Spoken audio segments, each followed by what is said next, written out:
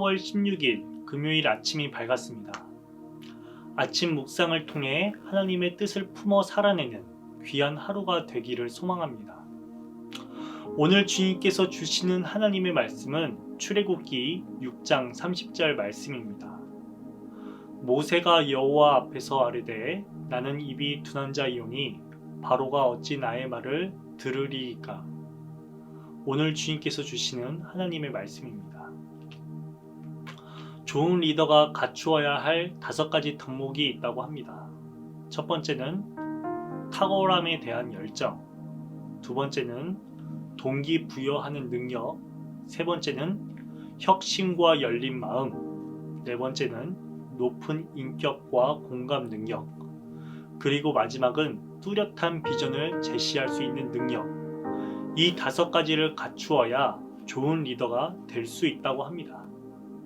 즉, 리더는 구성원들을 향하여 비전을 열정적으로 제시하고 끊임없는 동기부여를 통해 목표를 성취하기 위하여 더불어 나아가야 한다는 것입니다.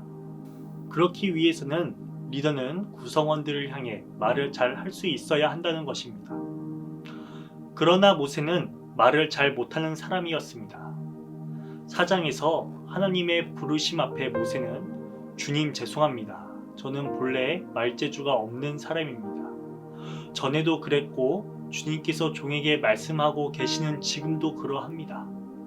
저는 입이 둔하고 혀가 무딘 사람입니다. 라고 고백하며 보낼 만한 사람을 보내시기 바랍니다. 라고 고백했습니다.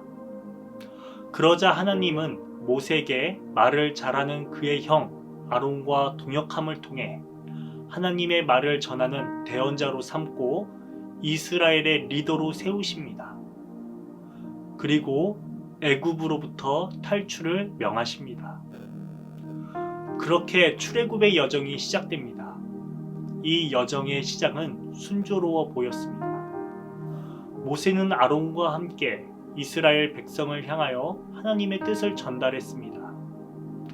그러자 이스라엘 백성들은 모세와 아론을 믿으며 하나님을 경배하기 시작했습니다. 하지만 그 기쁨은 오래가지 않았습니다. 애굽 왕 바로에게 하나님의 뜻을 전하자 예상치 못했던 일들이 벌어지기 시작했습니다. 애굽으로부터 벗어나기는커녕 오히려 백성들의 노력이 날이 갈수록 심해졌습니다. 그러자 백성들은 모세와 아론을 원망하기 시작하였습니다. 그때 모세가 느꼈던 감정은 어떠하였을까요? 아마 자기 자신의 능력 부족을 탓하며 자책하기도 하였고 하나님을 원망하기도 하였을 것입니다. 그렇게 모세는 하나님을 향하여 호소합니다. 그러자 하나님은 어떻게 응답하십니까? 희한하게도 바로에게 다시 가서 말을 전하라고 하십니다. 그 말을 들은 모세는 이스라엘 자손도 저의 말을 듣지 않는데 어찌 바로가 저의 말을 듣겠습니까? 라고 말하며 저는 입이 둔하여 말을 할 줄 모릅니다. 라고 말합니다. 모세의 이 고백은 출애굽기에서 4장 10절, 6장 12절, 6장 30절에서 3번 반복해서 나옵니다.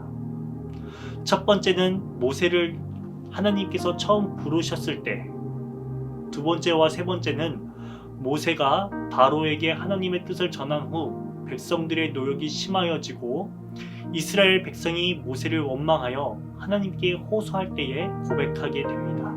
그 이후 모세는 이 자책과 원망의 고백을 하나님께 하였을까요? 6장 30절 이후로는 모세는 이 고백을 다시는 하지 않게 됩니다. 비록 모세와 아론이 느끼기에 상황이 더 어려워졌을지라도 그것은 실패가 아니라는 것입니다. 실패한 것은 하나님의 언약이 아니라 어려운 과정 속에서 좌절하고 자책하는 것이 실패라는 것을 하나님은 깨닫게 하십니다. 모세는 하나님과의 3번의 대화 과정을 통하여 한 가지 매우 중요한 신앙의 원리를 배우게 하십니다. 7장 6절을 보면 모세와 아론은 주님께서 자기들에게 명하신 대로 하였다라고 하는 것입니다. 즉 순종이라는 것입니다.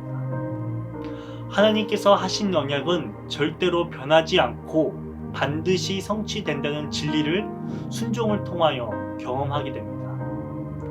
사랑하는 신뢰 성도 여러분, 예수님은 우리를 하나님 나라를 향한 제자로 부르셨습니다. 그리고 하나님 나라를 향하여 나아갈 것을, 성취할 것을 말씀하십니다. 우리는 그 부르심에 어떻게 반응하고 나아가고 계십니까? 내 자신의 능력 없음을 자책하며 포기하려 하지는 않고 계십니까? 때로는 환난 속에서 하나님을 원망하며 불순종하고 계시지는 않으십니까?